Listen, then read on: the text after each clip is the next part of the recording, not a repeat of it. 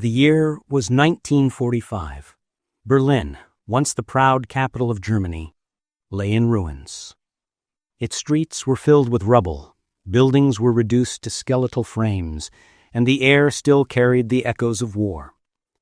World War II had ended, but for Berlin, peace was only a distant hope. The city was a scar on the map of Europe, a physical manifestation of destruction and a stark reminder of human ambition and failure. The once thriving metropolis had been bombed relentlessly, leaving citizens to navigate streets strewn with debris, shattered glass, and the remnants of lives uprooted overnight. When the Allies defeated Nazi Germany, the victorious powers did not merely occupy the land, they divided it. Germany was split into 4 zones, controlled by the United States, the Soviet Union, Britain, and France. Berlin, though deep within Soviet-controlled territory, was similarly divided into sectors. The division, initially intended to be temporary, was supposed to ensure stability and reconstruction. Cooperation was hoped for, perhaps even friendship between former allies. But the seeds of distrust had already taken root. The Soviet Union, led by Joseph Stalin, pursued a vision of a communist state where the government controlled nearly every aspect of life: factories, farms, schools, and even private thought. In contrast, the Western Allies, particularly the United States, promoted democracy, free markets, and individual freedoms. The ideological chasm between East and West was vast, and as months turned into years, tension hardened into stillness. The Cold War, a struggle not of bullets, but of influence, propaganda, and ideology, had begun. Berlin became the epicenter of this new conflict. Half the city fell under Soviet control, with streets renamed, schools indoctrinating socialist principles, and factories nationalized. In West Berlin, the influences of America, Britain, and France took root. Democracy and capitalism flourished where possible, creating a living laboratory of 2 very different political systems existing side by side. At first, movement between East and West was fluid. East Germans traveled freely to West Berlin for work, shopping, or family visits. But over time, the migration of people from East to West began to alarm the Soviet and East German authorities. Bright lights, opportunity, and freedom beckoned from the West, drawing doctors, teachers, engineers, and young families who were determined to build better lives. By the late 1950s, nearly 3 million East Germans had defected to the West. This exodus represented not just a physical departure, but a symbolic rejection of the communist regime. Every person who left was a loss of skill, knowledge, and hope for East Germany's future. For ordinary Berliners, daily life was a study in contrast. East Berliners navigated shortages, rationed goods, and strict government oversight. West Berliners, in contrast, were rebuilding their homes, streets, and institutions with the aid of the Marshall Plan. Cafes reopened, schools restarted classes, and newspapers chronicled the slow but steady return of everyday life. Yet even here, the shadow of war lingered. Families were separated, jobs lost, and uncertainty remained a constant companion. By 1960, the situation had reached a tipping point. East Germany's leader, Walter Ulbricht, grew increasingly desperate. He declared to Soviet advisors, "We must stop the drain." The loss of skilled workers and professionals threatened the survival of East German economy. Meanwhile, Soviet Premier Nikita Khrushchev faced international scrutiny. He could not appear weak in front of the United States or lose control of the Eastern Bloc. Berlin, with its open borders and daily flow of citizens to the West, had become an open wound. Tensions escalated at international summits. At the Vienna summit in 1961, President John F. Kennedy faced Khrushchev in a decisive confrontation. Kennedy made it clear that the United States would not abandon Berlin. He stated firmly, "We cannot abandon Berlin," a message broadcast not just to Soviet leaders, but to the world. Behind closed doors, The East German government made plans that would change the course of history. If people could not be convinced to stay in the East, they would be forced to stay. By the summer of 1961, preparations were underway. Soldiers, barbed wire, and concrete blocks were deployed quietly through the streets. The plans were secret, known only to a handful of officials. Citizens went about their daily routines, unaware that a monumental change was imminent. On the night of August 12th, East German police and soldiers moved swiftly under the cover of darkness. Barbed wire was rolled out across streets, roads were blocked, and train lines connecting east and west were severed. Families asleep in their homes would wake to a city transformed. By dawn on August 13th, 1961, the Iron Curtain had acquired a physical, unyielding form. The Berlin Wall was born, not as a symbol of protection, but as a barrier of fear and control. At first, the wall was rudimentary, barbed wire and temporary barricades. Weeks later, concrete slabs replaced wire, watchtowers rose, and armed guards patrolled relentlessly. Streets that had once lent friends and neighbors became zones of division and danger. The wall stretched for 96 miles, cutting through homes, parks, and cemeteries alike. Its presence shocked the world. Journalists documented crying families, mothers waving to children across the divide, and lovers shouting in desperation. In West Berlin, protests erupted, yet no one dared cross the barrier, wary of sparking a global conflict. In the East, soldiers followed orders with grim efficiency. Any attempt to escape could be met with lethal force. The wall was not just concrete and steel, it was fear made tangible. Millions of lives now unfolded under constant surveillance, in a city divided not only by politics, but by ideology. Berlin had become a global symbol, a living reminder of the Cold War. Its story was no longer merely local. It had become a story for the world, of walls, both visible and invisible, separating people, families, and ideas. For those living in East Berlin, life changed overnight. Schools reinforced loyalty to the socialist state. Propaganda posters adorned streets and walls. Citizens were encouraged to report neighbors suspected of disloyalty. Those who resisted were punished. Those who complied were cautiously monitored. Daily routines became acts of quiet survival. Commuting, shopping, and even socializing carried risks. In West Berlin, the presence of the wall sparked defiance and determination.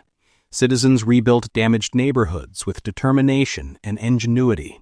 Cafes, theaters, and universities reopened, serving as symbols of resilience and ingenuity. The Marshall Plan investments transformed West Berlin into a showcase of democracy and economic opportunity, a stark contrast to the controlled and austere East. Families divided by the wall faced unimaginable hardship. Letters and phone calls were rare. Visits were impossible. Parents and children, husbands and wives were forced to adapt to separation as a permanent reality. Stories emerged of daring escapes, some successful, many tragic. Citizens improvised tunnels, used hidden compartments in vehicles, and even attempted to fly across in small aircraft. These stories of courage and desperation highlighted both the human spirit and the extreme measures imposed by political decisions. Berlin's division became a microcosm of the global struggle between East and West. The city was monitored by spies, both from the Soviet bloc and Western intelligence agencies. Propaganda campaigns intensified. East Berliners were reminded of the virtues of socialism. West Berliners were told about the perils of communism. The media played a central role in shaping perception, both locally and internationally. The wall also influenced international diplomacy. U.S. leaders, recognizing the symbolic power of Berlin, reinforced their commitment to West Germany. Military exercises, diplomatic communications, and public statements were calculated to deter further Soviet aggression. Khrushchev and Soviet advisors, meanwhile, sought to maintain control without provoking a full-scale conflict. Berlin became a chessboard, each move carefully considered, with lives hanging in the balance. By the early 1960s, the wall had reshaped Berlin forever. The physical barrier was only part of its impact. It represented ideological division, fear, and the human consequences of political decisions. Families, communities, and institutions were split. Citizens adjusted to a new normal, one of surveillance, suspicion, and separation. Yet even in hardship, resilience endured. West Berliners continued to thrive culturally and economically.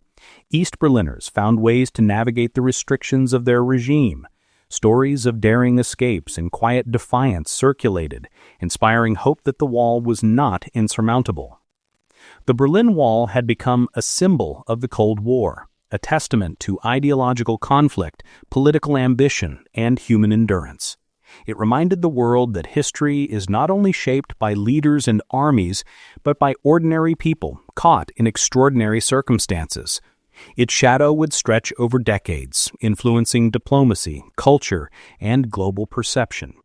Berlin's story was now a global story, a tale of walls, visible and invisible, that divide not only cities, but nations, families, and ideas. It was a story of fear, courage, and the enduring struggle between freedom and control. And in the heart of the city, under the watchful eyes of soldiers and surveillance cameras, life went on, forever marked by the shadow of division. The summer of 1961 changed Berlin forever. For decades, this city had been a crossroads of history, a place of hope and devastation alike. Now it became the epicenter of the Cold War. When the barbed wire went up on the night of August 12, people awoke to a reality that seemed unimaginable only hours before. Fathers could no longer walk to their jobs across town. Mothers could not visit neighbors on the other side. Friends and families were cut off in an instant. Berlin, a city of streets and bridges, cafes and courtyards, had been cleaved down the middle. In the days that followed, the thin strands of wire transformed into concrete walls. Watchtowers sprouted like grim sentinels. Armed guards patrolled the length of the barrier, and checkpoints became permanent reminders that the city's freedom had been curtailed. Yet life, as it always does, continued. East Berliners quickly learned to navigate the new reality, finding creative ways to adapt. Some crossed illegally through cellars, sewers, and hidden tunnels, an intricate network that connected families desperate to reunite. Others relied on bribes, forged papers, or sympathetic border guards willing to look the other way. For those who remained in West Berlin, the wall was a monument of fear and frustration. Streets once full of chatter and commerce now echoed with silence. Children playing football had to abandon the parks near the barrier. Lovers whispered across fences. Even in laughter there was a tremor of grief. Markets, theaters, and schools adjusted to the new divide. Teachers incorporated lessons on the wall of shame into classrooms. Journalists flooded the city, capturing images of tears, fists pounding concrete, and the first attempts to scale the newly erected slabs. Families were photographed standing on opposite sides of the divide, waving desperately, while soldiers watched from above, their rifles cold and unyielding. Daily life in East Berlin became a delicate balance. Shops displayed slogans praising socialism and the triumph of the state, yet whispers of escape circulated in every cafe and apartment building. Propaganda flooded public spaces, murals of smiling workers, banners declaring loyalty to Ulbricht and the Soviet Union, and pamphlets warning of Western deceit. Yet the human spirit proved difficult to contain. Music played behind closed doors, clandestine meetings occurred in attics, and letters were smuggled across the border in suitcases, hollowed-out books, and even loaves of bread. Every act of defiance was small but significant, a quiet rebellion against a wall that tried to separate hearts as well as lands. Meanwhile, West Berliners felt the tension of living in an island of democracy surrounded by a sea of control.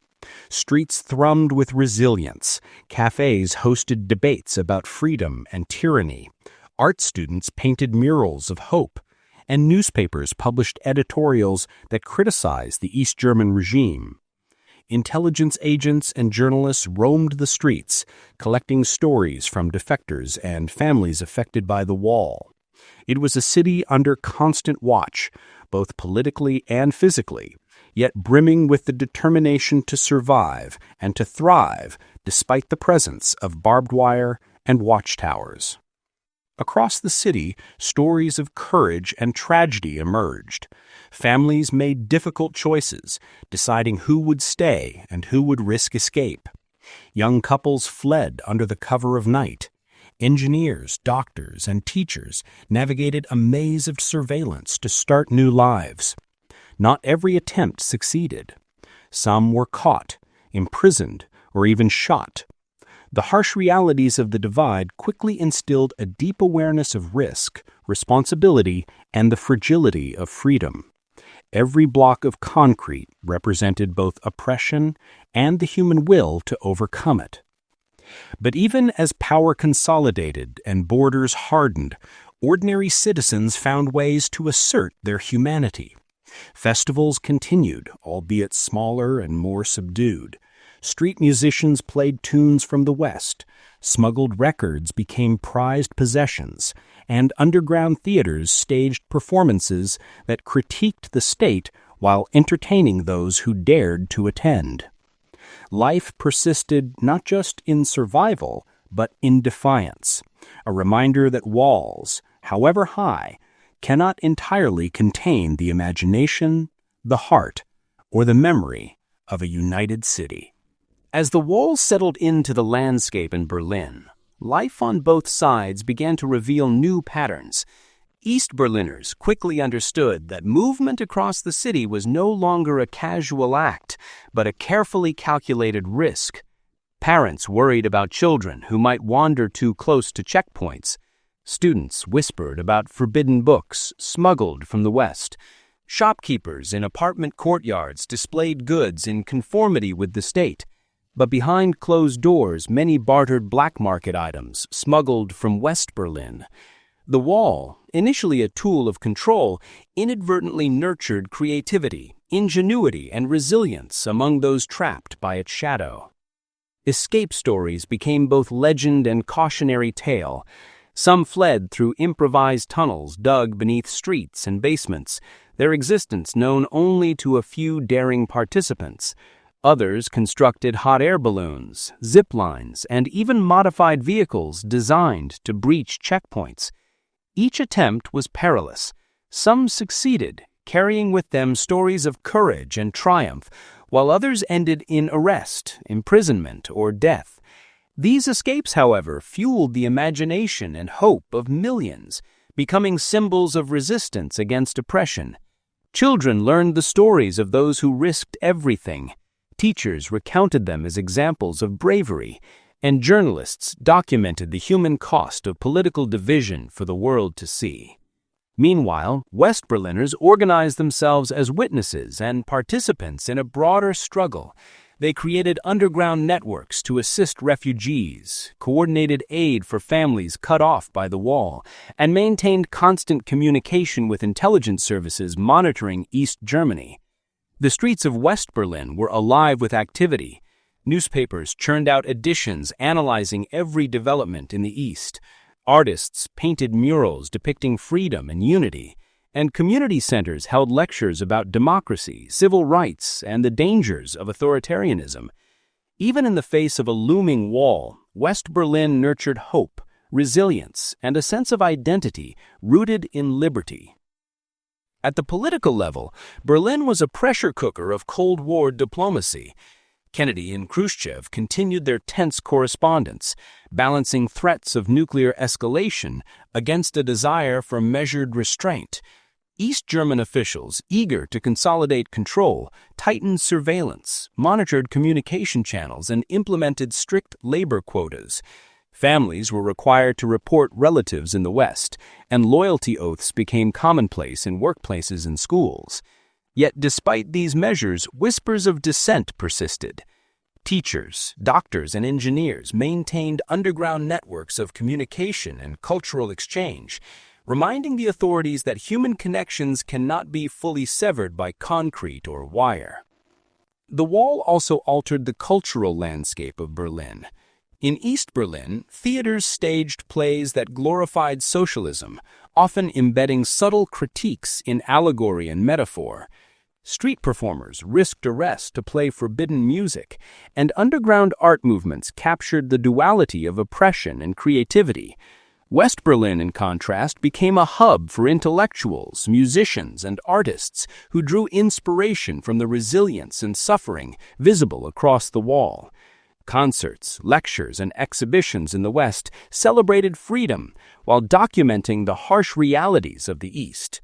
In every corner of the city, Berliners, East and West, struggled to maintain their humanity, their traditions, and their dreams amidst walls, checkpoints, and armed guards. The economic impact of the division was equally profound. West Berlin, supported by the United States and its allies, developed as a showcase of capitalism, thriving businesses, open markets, and technological innovation. Eastern Berlin, under Soviet influence, centralized its economy, controlling production, distribution, and labor. Citizens navigated these disparities daily. While West Berlin offered a life of relative comfort and opportunity, East Berliners faced shortages, rationing, and bureaucratic inefficiency. Yet many in the East found ways to preserve dignity, sharing resources in community kitchens, cultivating small gardens, and maintaining networks of mutual aid. The wall had not extinguished life, it had reshaped it, creating both struggle and solidarity. Education became a critical battleground for ideology. Schools in the East emphasized socialist principles, loyalty to the state, and obedience to authority, while teaching West Berlin's prosperity as a cautionary tale of capitalist corruption. In the West, teachers highlighted freedom, critical thinking, and the power of civic engagement. Students grew up learning the same city through dramatically different lenses. They walked the same streets, visited the same parks, and passed the same monuments. Yet their realities diverged based on which side of the wall they were born. This duality of experience shaped an entire generation, embedding in their consciousness a deep awareness of division, ideology, and the fragility of liberty. Intelligence and espionage flourished behind the scenes. Both East and West Berlin became centers for spies, informants, and covert operations. The Stasi meticulously documented citizens, noting personal behaviors, affiliations, and even casual remarks. In the West, the CIA and allied agencies observed, recorded, and reported on developments across the wall. Every apartment, cafe, and park held the potential for secret meetings, coded messages, and clandestine operations. The city became a chessboard, with human lives moving across it like pawns, knights, and bishops, caught between superpower strategies. Yet amid tension and surveillance, ordinary acts of humanity persisted. Families celebrated birthdays and holidays with improvised ingenuity. Lovers found ways to communicate across checkpoints, sending notes via balloons, carrier pigeons, or sympathetic intermediaries. Students exchanged cultural ideas, sometimes risking arrest, while neighbors shared food, clothing, and advice. These small gestures, repeated daily, became acts of defiance against fear and separation, emphasizing that even in the darkest times, hope and courage endure. The wall also became a symbol for the world. International media covered Berlin relentlessly, showing images of barbed wire, guard towers, and children waving across the divide. Western leaders cited the wall in speeches condemning authoritarianism. Eastern leaders defended it as protection from capitalist influence. In classrooms around the globe, students learned the story of a city split in two, a stark example of how ideology, power, and human ambition can shape the lives of millions overnight. By 1965, 4 years after its erection, the wall had become an entrenched reality. Yet life adapted. East and West Berliners found ways to survive, resist, and in some cases thrive. Families mourned and celebrated. Lovers risked everything for fleeting moments together. Children played in shadowed streets, and political leaders continued their high-stakes chess game. The city remained a symbol of Cold War tension, a reminder that freedom can never be taken for granted, and that walls, while formidable, cannot fully imprison the human spirit. The story of Berlin during these years is not simply a story of division. It is a story of resilience, courage, and adaptation. It teaches us that history is shaped not only by political leaders, but by the everyday decisions of ordinary people. It reminds us that even in the face of barriers, humans find ways to connect, to hope, and to assert their dignity. In this divided city, every action, every escape attempt, every act of kindness or defiance contributed to a larger narrative about freedom, identity, and the human spirit. Berlin's wall, concrete and barbed wire though it was, could not entirely sever the hearts and minds of its citizens. It became a testament to the power of courage, the persistence of hope, and the inevitability of change. Even in the most controlled environments, life finds ways to assert itself, and as the years passed, the wall would continue to shape the city, the country, and the world, leaving a legacy of lessons that remain relevant to this day. By 1965, the Berlin Wall had become more than a physical barrier. It was a symbol of the ideological divide gripping the world. 4 years after its sudden construction, the wall had transformed the landscape, society, and psyche of Berlin. Its presence was omnipresent. Watchtowers loomed over neighborhoods. Armed guards patrolled every block, and barbed wire stretched endlessly across formerly open streets. Yet life continued, and Berliners adapted in ways that were both subtle and profound. East Berliners experienced a strict regimen of surveillance and control. The Stasi, East Germany's notorious secret police, monitored every aspect of daily life. Teachers were required to report students' political inclinations. Co-workers were encouraged to inform on one another, and neighbors spied on neighbors to demonstrate loyalty to the state. Families lived with the knowledge that any careless comment could trigger questioning, detention, or worse. Despite these pressures, people found ways to maintain humanity. Small acts of rebellion became commonplace. A forbidden book hidden beneath a mattress, a secret gathering of friends to share music, or whispered discussions about life beyond the wall.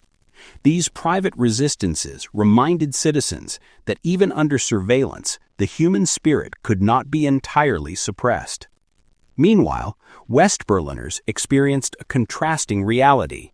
Supported by the United States and Western allies, the city became a showcase of democracy, innovation, and prosperity. Skyscrapers rose alongside restored historic buildings. Shops offered goods unavailable in the East, and cultural institutions flourished. Yet the wall also served as a stark reminder of what lay across the divide. West Berliners frequently contemplated the human cost of the barrier. Friends separated from family, neighbors confined by ideology, and millions living in fear. This awareness shaped a collective identity rooted in both compassion and vigilance. Citizens understood that freedom came with responsibility, not just for themselves, but for the city as a whole. The wall influenced not only daily life, but also the economy. West Berlin's market-driven economy thrived with industry, trade, and employment opportunities. East Berlin, by contrast, operated under a centrally planned economy, emphasizing production quotas, collectivized labor, and state control over distribution. Citizens in the East often faced shortages of goods, long queues for necessities, and limited access to luxury items, while smuggling and black market trade became essential survival strategies. Those in the West frequently facilitated clandestine support for East Berliners, sending food, clothing, and letters across border points when possible, highlighting the enduring humanity that transcended political boundaries. The international political stage reflected the tensions within Berlin. U.S. and Soviet leaders maintained high-stakes negotiations while simultaneously projecting military power. The Vietnam War raged to the south, nuclear arsenals expanded, and espionage intensified. Berlin served as a microcosm of the global Cold War, where ideological battles were fought not only with armies and intelligence operations, but with culture, propaganda, and education. Berliners, whether East or West, were participants in this larger struggle, often unknowingly. Every daily action, whether lining up for bread, attending school, or passing a checkpoint, was framed by a conflict that extended far beyond the city limits. Children in East Berlin grew up with a careful understanding of their environment. School curricula emphasized socialist ideals, the heroism of workers, and loyalty to the state, often portraying the West as decadent, dangerous, and morally corrupt. Young minds absorbed these lessons while simultaneously noticing inconsistencies, forbidden music seeping from radios, glimpses of Western goods through smuggled magazines, and the stories of relatives who had escaped. Adolescents became skilled at navigating this dual reality, learning conformity when required, but developing critical thinking and subtle forms of resistance in private. In West Berlin, students learned of Eastern oppression, but their lessons were paired with civic engagement, democracy, and cultural exploration. This contrast produced a generation acutely aware of the power and limits of ideology. The espionage dimension of Berlin intensified. The Stasi developed complex surveillance systems, using informants, hidden microphones, and mail interception to monitor citizens. West intelligence agencies countered with their own networks, recruiting informants and monitoring Eastern movements. Berlin became a chessboard of covert operations. A seemingly ordinary street could conceal a spy, a cafe could host secret meetings, and a park could witness coded exchanges of information. Citizens often lived in fear, uncertain whom to trust, yet they also learned resilience, subtlety, and discretion in navigating this surveilled world. Cultural life in Berlin was profoundly affected. East Berliners adapted their artistic expression to evade censorship. Playwrights embedded critiques in allegory. Musicians composed coded lyrics, and filmmakers used symbolism to explore themes of freedom and oppression. West Berlin, liberated from such constraints, flourished with experimental art, international exhibitions, and vibrant music scenes. The city became a cultural crossroads, with East Berliners often secretly observing Western innovations through clandestine channels. This flow of ideas, though constrained, created a silent dialogue across the wall, a testament to the endurance of human curiosity and creativity. International attention focused sharply on Berlin during these years. Journalists documented attempts to escape, protests at checkpoints, and diplomatic negotiations behind closed doors. Photographs of barbed wire, watchtowers, and divided families became iconic, shaping public perception worldwide. Politicians invoked Berlin in speeches to rally support, warn adversaries, and justify policy decisions. For ordinary Berliners, the world outside was both distant and intensely present. Their city symbolized freedom, oppression, and the stakes of global ideological confrontation. As the years passed, subtle cracks appeared in the wall's psychological impact. Despite surveillance, shortages, and propaganda, East Berliners found ways to preserve dignity, maintain hope, and foster connections across the divide. Underground networks facilitated communication, shared culture, and provided assistance to those seeking to escape. These acts of solidarity demonstrated that even the most formidable barriers could not entirely sever human relationships. West Berliners, aware of these efforts, often provided covert support, creating a web of moral and practical assistance that transcended political boundaries. The wall also catalyzed technological and infrastructural developments. West Berlin invested in transportation, communication, and industry to maintain viability in an isolated enclave within the East. Eastern authorities responded with their own projects, improving border fortifications, surveillance systems, and state-run facilities to maintain control. The physical landscape of the city changed dramatically. Roads were rerouted, bridges were fortified, and open spaces became security zones. These transformations were a constant reminder of the wall's presence and influence, affecting urban planning, social interaction, and the daily rhythm of life. Even in sports and recreation, the wall's impact was felt. Athletic competitions were divided, with East and West Berliners often representing separate entities in regional and international events. Families could no longer attend games together, and youth clubs were split along ideological lines. Yet sports also became a venue for subtle resistance. Friendly competitions, underground matches, and clandestine exchanges of equipment and training methods maintained connections across the divide. In these moments, the wall's purpose, to separate, was temporarily subverted by human ingenuity and desire for connection. By the end of part 1 of this chapter, Berlin had become a city defined by contrasts: fear and resilience, control and creativity, separation and connection. The wall stood as a physical manifestation of ideological struggle, but it could not entirely dictate the inner lives of the people it imprisoned or the connections they forged in defiance. The Cold War in Berlin was no longer abstract. It was lived daily in streets, classrooms, homes, and workplaces. Citizens adapted, resisted, and endured, laying the groundwork for the larger developments yet to come. While Berliners navigated their transformed city, global politics remained deeply intertwined with the wall. The United States, committed to its policy of containment, maintained a military presence in West Berlin, reassuring citizens and signaling deterrence to the east. Meanwhile, the Soviet Union used Berlin as a demonstration of power, tightening controls and showcasing the wall as a safeguard against Western influence. The city became a perpetual flashpoint, where every policy decision, diplomatic meeting, and military exercise could have consequences reaching far beyond Germany.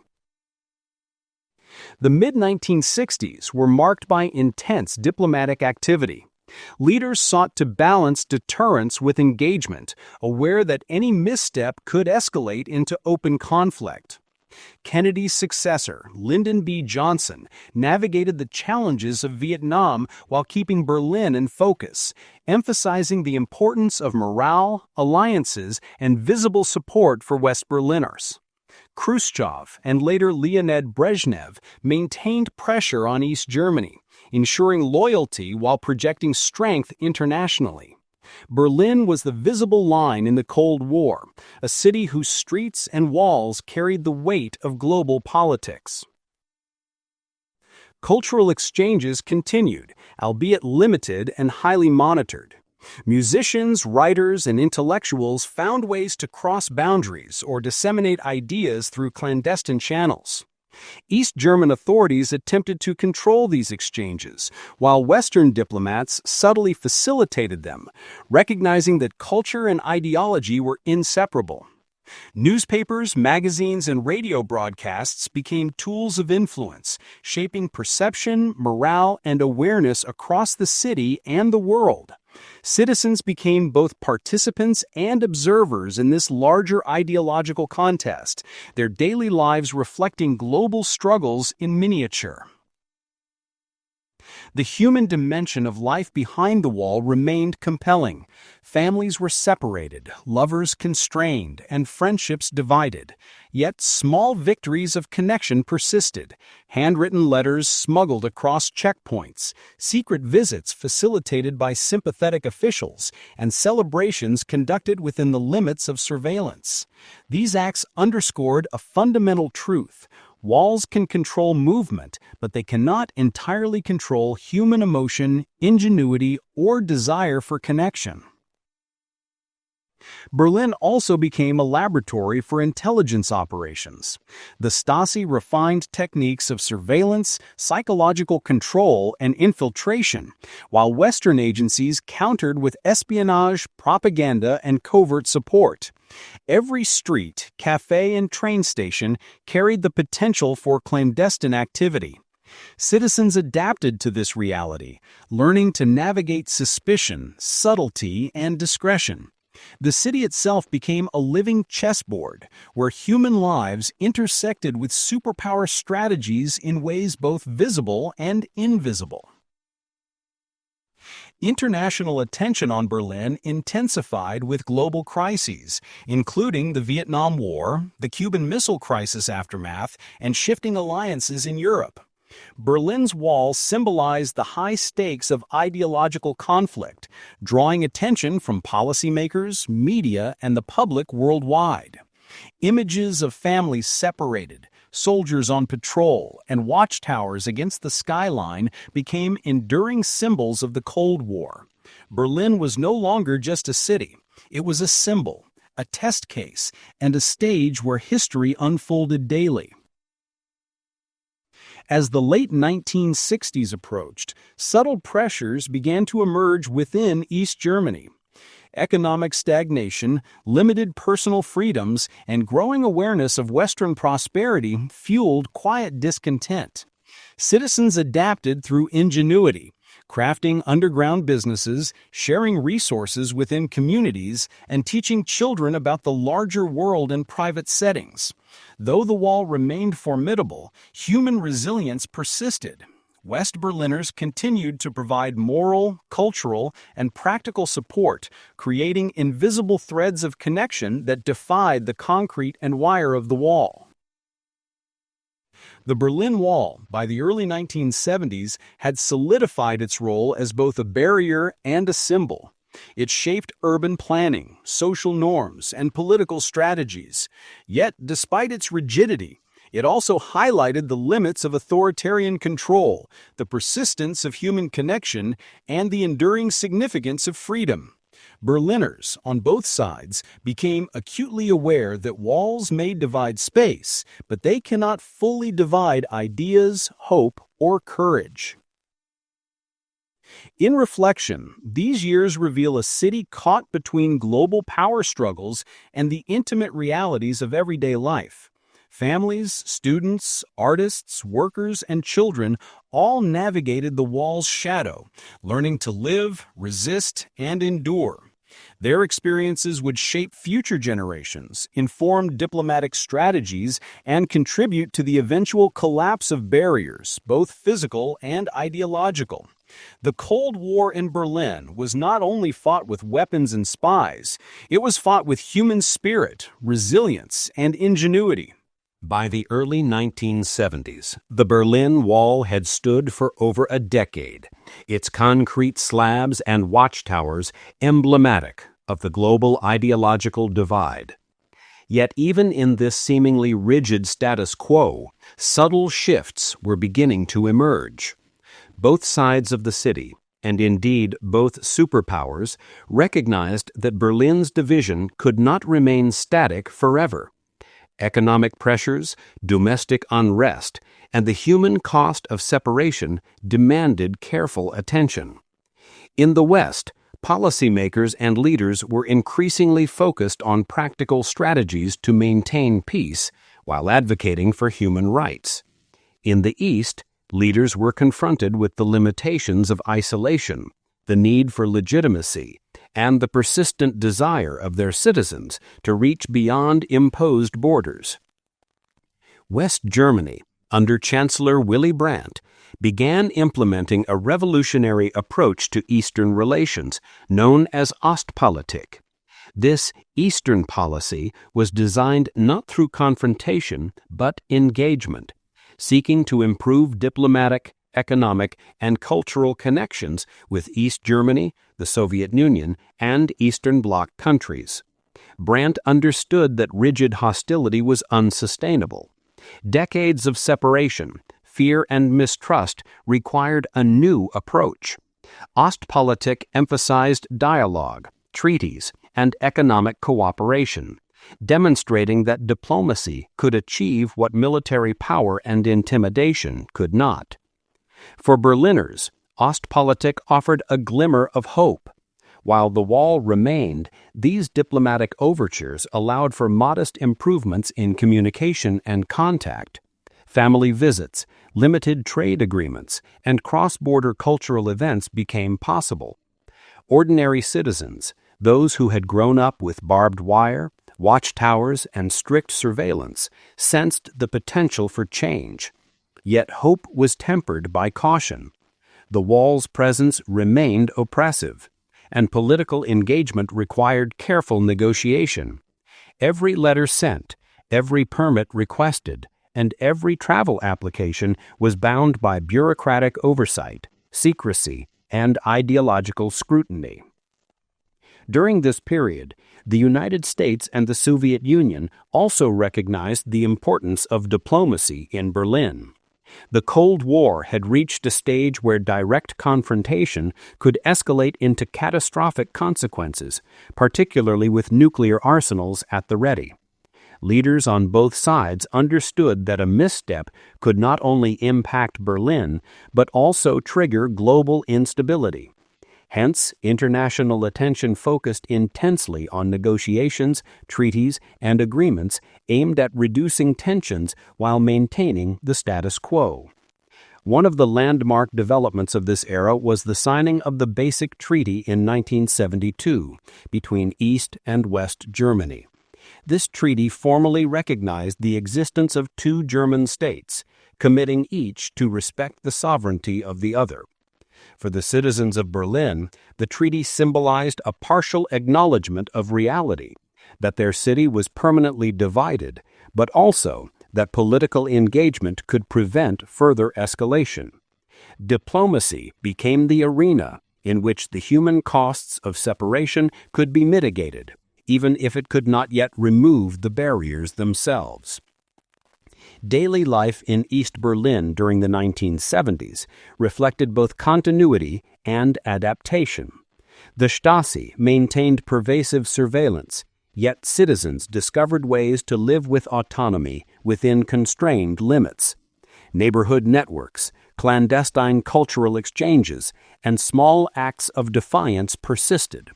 Families found creative methods to maintain bonds across the wall, whether through correspondence, smuggled items, or covert visits facilitated by sympathetic officials.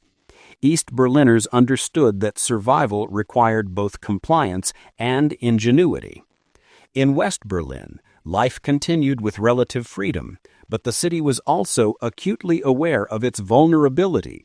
Surrounded by East Berlin, West Berlin relied heavily on economic aid, military preparedness, and political alliances with the West. The presence of U.S., British, and French troops was both a reassurance and a constant reminder of the delicate balance of power. Public demonstrations, cultural events, and civic engagement in West Berlin became acts of both celebration and quiet resistance, affirming the value of liberty while acknowledging the constant threat imposed by proximity to East German authorities. Cultural life across both sides of Berlin reflected the political realities. In East Berlin, artists, writers, and musicians navigated censorship while attempting to preserve authentic expression. Allegory, symbolism, and coded references became tools of creativity, allowing them to communicate subtly with fellow citizens while avoiding state repression. In West Berlin, cultural production flourished openly, attracting international attention. Art, film, and literature became mediums for reflection, critique, and inspiration, often resonating clandestinely across the wall through smuggled works or shared ideas. The Cold War context shaped these cultural exchanges. The United States and its allies used media and artistic endeavors to project democratic values, while the Soviet Union and East Germany sought to control narratives and reinforce ideological conformity. Berlin became a stage where propaganda, culture, and human experience intersected, illustrating the multifaceted nature of ideological conflict. Citizens learned to navigate these forces, critically interpreting information and developing awareness of the broader global landscape. By the mid-1970s, economic and political realities began to exert pressure on both sides. East Germany faced stagnating growth, shortages of consumer goods, and rising dissatisfaction among citizens. West Berlin, though economically stable, confronted the challenges of sustaining a vibrant city within an enclave surrounded by East Berlin. These pressures created conditions for negotiation, incremental change, and increased contact between East and West. Small improvements in cross-border travel, trade, and communication began to emerge, offering a faint sense of possibility amidst enduring division. Urban development further reflected the divide. East Berlin invested heavily in monumental architecture, public housing projects, and state-run infrastructure to demonstrate progress and ideological legitimacy. West Berlin, by contrast, prioritized commercial development, innovation, and international connectivity, creating a cityscape that highlighted contrasts in freedom, opportunity, and government. The physical environment of Berlin became an additional layer of ideological messaging, with streets, buildings, and public spaces reinforcing both division and identity. Daily human experiences illustrated resilience and adaptation. Children in East Berlin learned to navigate a world constrained by surveillance and ideological instruction while secretly absorbing knowledge of Western life.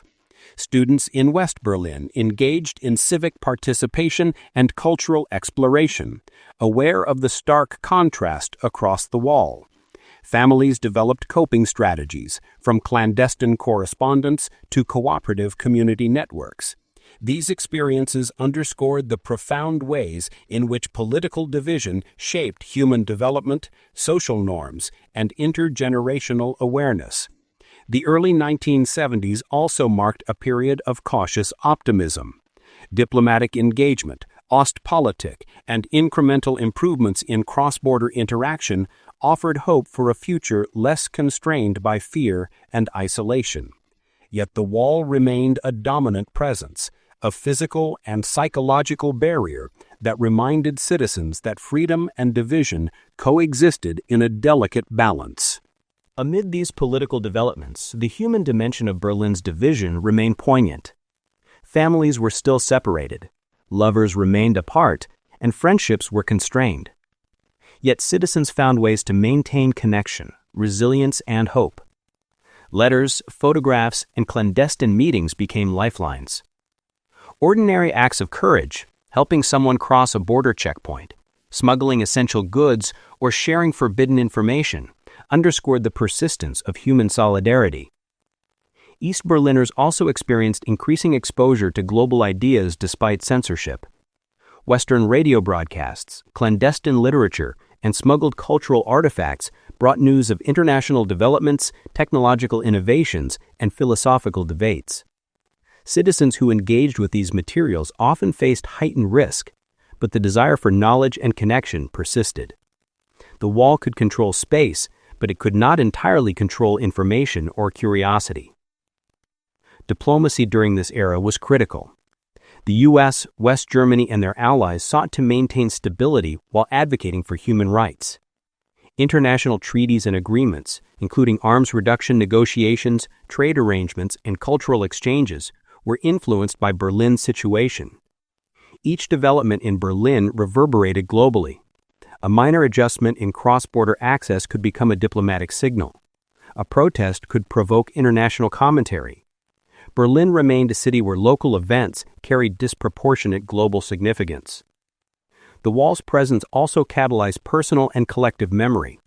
Photographs, newspapers, and personal diaries documented life on both sides. Families recorded stories of resilience and loss. Artists preserved visual and literary narratives that reflected the realities of division, embedding personal experiences into historical consciousness. These accounts would later serve as crucial testimonies when the wall fell, illustrating the multifaceted human consequences of political separation. By the late 1970s, incremental changes continued. Visits across the wall became slightly more feasible. Limited trade agreements improved access to goods, and cultural exchanges provided opportunities for dialogue. Yet these improvements coexisted with continued oppression and surveillance. The wall remained a daily reality, influencing urban life, social behavior, and individual choices. Berliners developed an acute understanding of negotiation, compromise, and adaptability, lessons that would shape future interactions and eventual reunification efforts. Political maneuvering at the international level intensified. U.S. and Soviet officials engaged in high-stakes diplomacy, balancing deterrence with engagement. NATO and Warsaw Pact strategies were carefully calibrated to avoid escalation while maintaining influence. The experiences of Berlin informed broader Cold War policies, influencing decisions in Latin America, the Middle East, and Asia. The city became both a laboratory and a symbol, demonstrating the intricate relationship between local realities and global power dynamics. Education in Berlin reflected the divided reality. Schools in East Berlin emphasized socialist ideology, loyalty, and historical narratives supportive of the state. Students learned to value collective action while navigating subtle forms of resistance in private. West Berlin schools emphasized democratic participation, civic responsibility, and international awareness. Across both sides, education became a critical means of shaping perspectives, transmitting culture, and preparing future generations to navigate a world defined by ideological division. As the decade progressed, Berliners cultivated resilience, solidarity, and ingenuity. Citizens developed coping strategies, neighborhood networks, clandestine cultural engagement, and moral support for those attempting to navigate restrictions. These experiences reinforced the persistence of human connection, demonstrating that even the most restrictive barriers could not entirely suppress curiosity, hope, or ingenuity. By 1980, Berlin had become a city of contrasts. Economic disparities, cultural differences, and political tension coexisted with human resilience, creativity, and connection. The wall, though formidable, could not entirely dictate the human experience. Berliners adapted, resisted, and endured, laying the groundwork for future political engagement, cultural exchange, and eventual reunification. The story of Berlin in the 1970s illustrates the complexity of division. It was a city where diplomacy, ideology, and human experience intersected daily. It was a place where global superpowers tested strategies, negotiated peace, and projected influence. And it was a home where ordinary people navigated fear, hope, and opportunity, preserving the continuity of life despite profound constraints. Through diplomacy, cultural exchange, and subtle acts of defiance, Berliners across both sides of the wall demonstrated that the human spirit could persist even in the most challenging circumstances. These years, marked by cracks in rigid structures and the emergence of dialogue, set the stage for the transformations that would follow in the coming decade. By the early 1980s, the Berlin Wall had stood for 2 decades, symbolizing not only the ideological divide of the Cold War, but also the immense human cost of separation. East and West Berlin had developed distinct political, economic, and social systems, each struggling under its own set of pressures. For East Germany, decades of rigid control, economic inefficiencies, and limited personal freedoms created a society increasingly burdened by both scarcity and disillusionment. The state could provide housing, education, and employment, yet the population's yearning for personal freedom, access to consumer goods, and international contact grew stronger each year. Meanwhile, West Berlin remained an island of prosperity, supported politically, economically, and militarily by the West. The city thrived on innovation, international trade, and cultural openness, but its existence in the heart of East Germany created constant tension. Its citizens were aware of the fragile balance that maintained their safety and freedom, and they understood that the wall, while restrictive, had also prevented potential conflict. Economic disparity became increasingly evident. While West Berliners enjoyed access to luxury goods, international media, and growing consumer culture, East Berliners faced shortages, rationing, and limited access to foreign products. Despite state-controlled propaganda emphasizing socialist achievement, East Germans were acutely aware of the stark contrast with the West. Smuggled goods, Western broadcasts, and stories of life beyond the wall amplified the perception of inequality, fueling frustration, resentment, and a growing desire for change. Political pressure intensified as well. The leadership of East Germany under Erich Honecker remained steadfast in maintaining control through surveillance, propaganda, and strict enforcement of border security. The Stasi monitored citizens relentlessly, while public dissent was suppressed. Yet cracks began to appear. Intellectuals, artists, and ordinary citizens increasingly questioned the rigidity of the system, often at great personal risk. Small acts of resistance, unauthorized gatherings, subversive literature, or clandestine radio listening spread quietly throughout the city. Internationally, Berlin remained a focal point of diplomatic attention.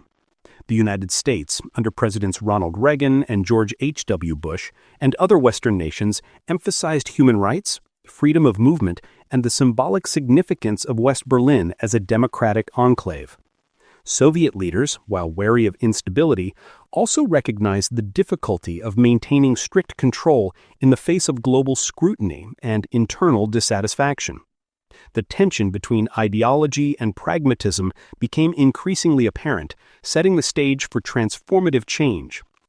Diplomatic exchanges during this period were cautious yet significant.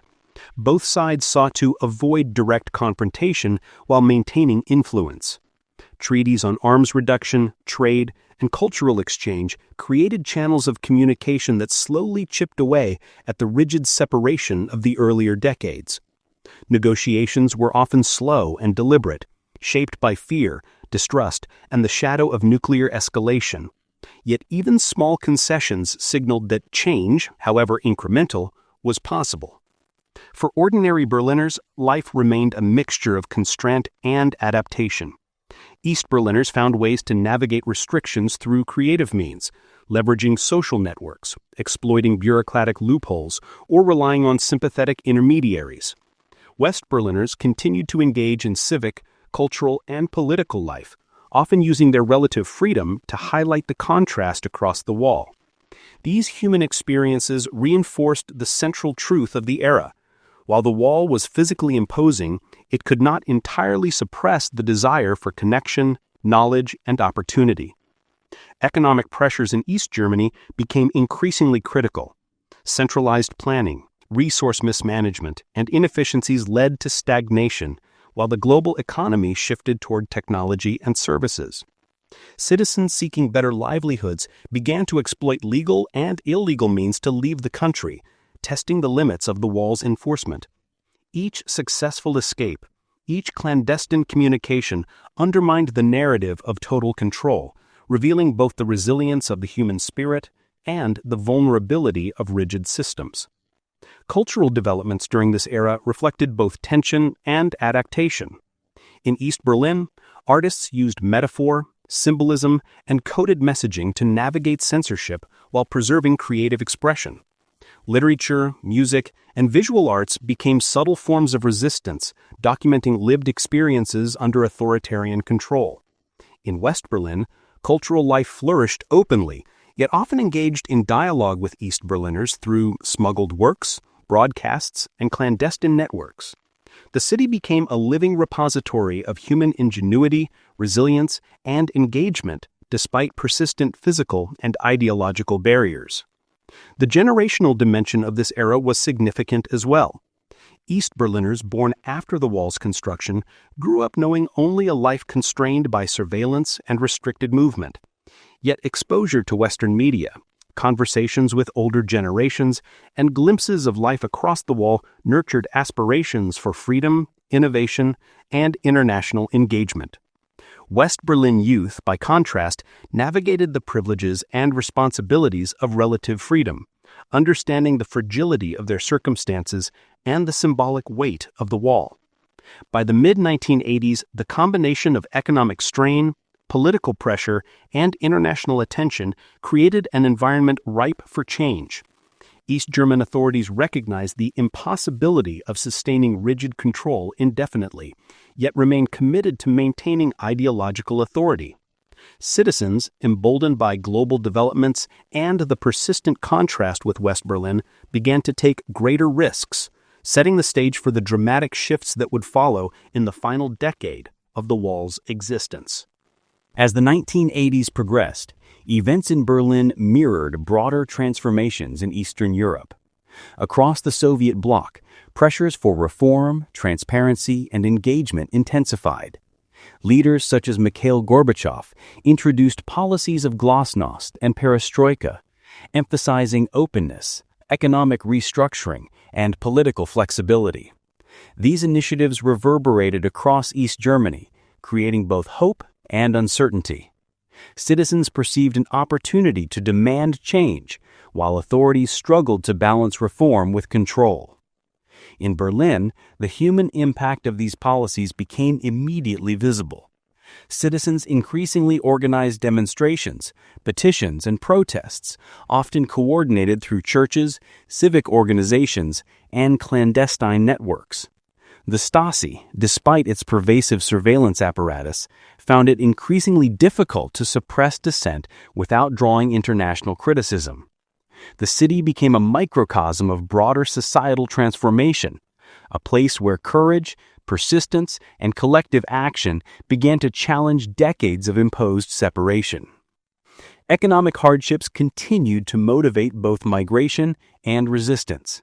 East Germans sought not only material improvement, but also freedom of choice, travel, and expression. Families that had been separated for decades yearned for reunification. Neighbors sought contact with loved ones, and students demanded access to information and ideas previously restricted. Each attempt to bypass or challenge the wall became a symbol of defiance, demonstrating the inadequacy of physical barriers in containing human aspiration. International attention focused on Berlin as never before. The United States emphasized human rights in diplomatic dialogues, while European allies advocated for engagement and cautious reform. Media coverage amplified the voices of citizens, documenting protests, escapes, and human stories that resonated globally. Berlin's wall, once a symbol of power and control, increasingly became a symbol of human struggle and the limits of authoritarianism. In the late 1980s, multiple forces converged to accelerate change. Political shifts in the Soviet Union, economic crises in Eastern Europe, and persistent grassroots activism created a tipping point. East German authorities, faced with mounting pressure, hesitated, miscalculated, and ultimately failed to suppress the growing wave of demands. Citizens across Berlin, emboldened by each small victory and inspired by developments elsewhere, organized massive demonstrations, rallies, and public gatherings demanding freedom and reform. West Berlin, now firmly established as a vibrant democratic city, supported these movements through information, cultural exchange, and political advocacy. The presence of Western institutions and the symbolic power of a free city provided both hope and practical assistance to East Berliners seeking change. The wall, which had once divided the city, physically and psychologically, was increasingly challenged by the collective will of the people it sought to contain. By 1989, the combination of grassroots activism, political reform, and international diplomacy reached a decisive moment. Citizens flocked to border crossings, overwhelming authorities with the sheer magnitude of collective action. Miscommunication, indecision, and pressure from above led to the opening of checkpoints. Families reunited, neighbors embraced, and crowds surged through what had once been an impassable barrier.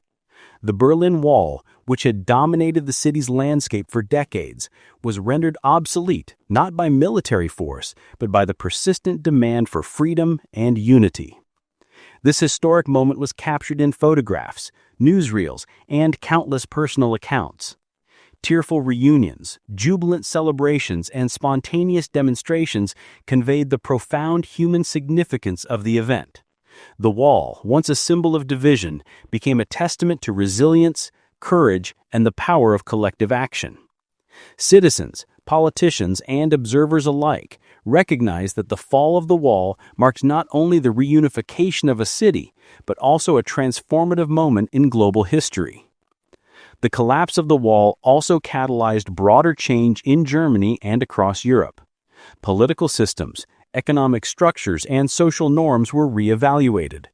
The reunification of East and West Germany required careful negotiation, planning, and reconciliation, reflecting both the challenges and possibilities of overcoming decades of separation. Berlin, once a divided city, emerged as a symbol of hope, demonstrating that even the most entrenched barriers could be overcome through persistence, courage, and vision. The story of Berlin in the 1980s, culminating in the fall of the wall, illustrates the intersection of human resilience, political negotiation, and international dynamics. Ordinary citizens, armed with hope and determination, transformed the landscape of their city. Leaders, constrained by ideology and circumstance, were forced to respond to unprecedented popular pressure. The world watched as a divided city became a beacon of unity, revealing that walls, no matter how imposing, could not contain the universal aspiration for freedom. The fall of the Berlin Wall in November 1989 was not just a political event, it was a profound human story. For decades, families had been separated, friends divided, and lives constrained by a barrier of concrete and ideology. In the moments when the wall opened, those years of longing and anxiety transformed into joy, relief, and hope.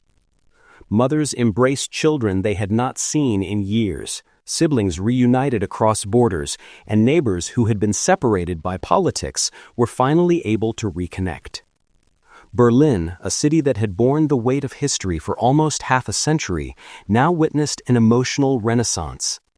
The streets were filled with crowds waving flags, climbing remnants of the wall, and celebrating the newfound freedom.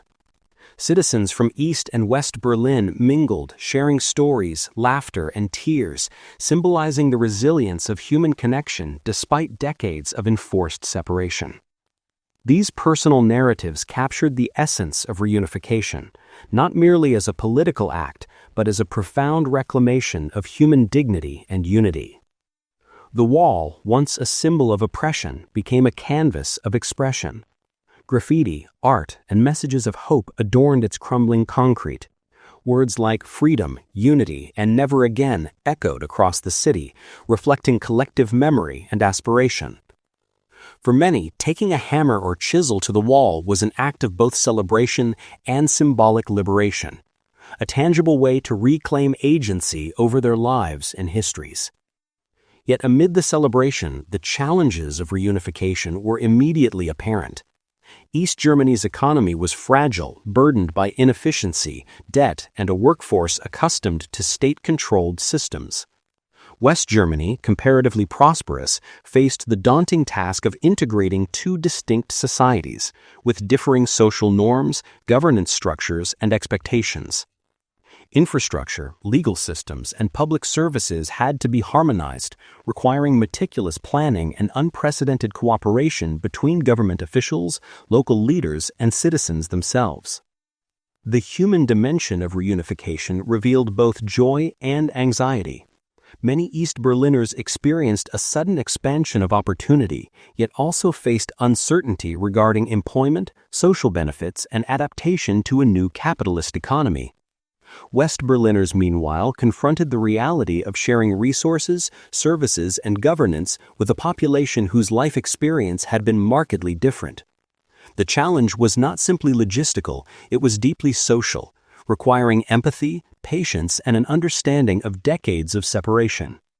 Internationally, the fall of the Berlin Wall sent ripples across the globe.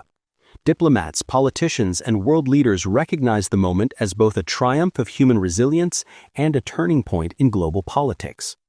The Cold War, once defined by ideological standoffs and nuclear brinkmanship, was entering a new era. Germany's reunification became a model for resolving long-standing divisions through negotiation, diplomacy, and popular engagement. The world watched not only to witness history, but to learn from it. For ordinary Berliners, everyday life began to shift in profound ways. Streets once patrolled by soldiers were now open. Markets formerly restricted by borders expanded, and citizens embraced new freedoms in travel, communication, and civic engagement. Schools adapted curricula to reflect the newly unified city, integrating histories, values, and perspectives from both East and West. Media outlets, cultural institutions, and civic organizations became vital tools for fostering understanding, dialogue, and reconciliation. While much attention focused on grand political and economic shifts, it was the small human acts that defined the era. A teacher helping East German students adapt to new learning systems, a business owner navigating bureaucratic integration, a family celebrating their first shared holiday across former borders. These everyday stories embodied the true spirit of reunification. They revealed that the fall of a wall is not simply a political victory, but a deeply human journey of adaptation, resilience, and hope. Amid the celebration, the ghosts of the past were never far. Memorials to victims of the wall, archives documenting escapes, and stories of lives lost reminded citizens that freedom came at a cost. Reflection became an essential part of the transition, ensuring that the lessons of history would guide future generations. Berlin citizens embraced a dual responsibility to celebrate liberation and to remember the sacrifices that made it possible. Following the fall of the wall, the process of political reunification unfolded rapidly. The German Democratic Republic, East Germany, and the Federal Republic of Germany, West Germany, had to merge governance structures, legal systems, and administrative frameworks. Constitutional integration required careful negotiation, balancing the rights of citizens from both sides while ensuring stability and continuity. Political parties, civic organizations, and governmental institutions worked tirelessly to harmonize laws, reform policies, and facilitate smooth transitions. Economically, reunification presented both opportunity and challenge. West Germany provided substantial financial support to modernize infrastructure, update technology, and stabilize industries in the East. Investments were directed toward transportation networks, energy systems, healthcare, and education, creating new jobs and fostering growth. Yet the transition was far from smooth. Unemployment initially rose, industries collapsed under competition, and many East Germans felt marginalized or disoriented. The human and economic costs of integration were tangible, requiring careful management, public dialogue, and policy adjustments. Education became a central pillar of reunification. Students from East and West Berlin were brought together, curricula were unified, and teachers navigated differing pedagogical traditions. Schools became spaces not only for learning academic subjects, but for cultivating civic awareness, historical understanding, and social cohesion. Citizens were encouraged to reflect on the causes and consequences of division, the experiences of families separated by the wall, and the responsibilities of a shared democratic society. Cultural integration unfolded alongside political and economic reform. Art, music, literature, and media reflected the complexities of reunification. East German artistic expression, once constrained by censorship, found new audiences and avenues for creation. West German cultural institutions collaborated with former Eastern counterparts, producing exhibitions, performances, and publications celebrating unity while honoring distinct histories. The city became a living archive of resilience, memory, and adaptation. Internationally, the fall of the Berlin Wall and subsequent reunification reshaped geopolitics. Germany emerged as a stronger, more unified player in Europe and the world. NATO and the European Community, later the European Union, engaged with a newly integrated Germany, while former Cold War rivals re-evaluated alliances, strategies, and diplomatic relationships. The symbolic power of Berlin's reunification inspired movements for freedom and reform across Eastern Europe, contributing to the eventual dissolution of the Soviet Union and the broader end of the Cold War. Socially, the period required deep reconciliation. Decades of propaganda, mistrust, and separation left psychological and emotional scars. Programs for social integration, counseling, and public dialogue became vital in bridging generational, ideological, and regional divides. Citizens learned that reunification was not simply a matter of geography or law, but of hearts, minds, and shared experience. Communities invested in storytelling, oral histories, and public commemorations to ensure that future generations would understand both the human cost and the triumph of reunification. The legacy of the Berlin Wall remains profound.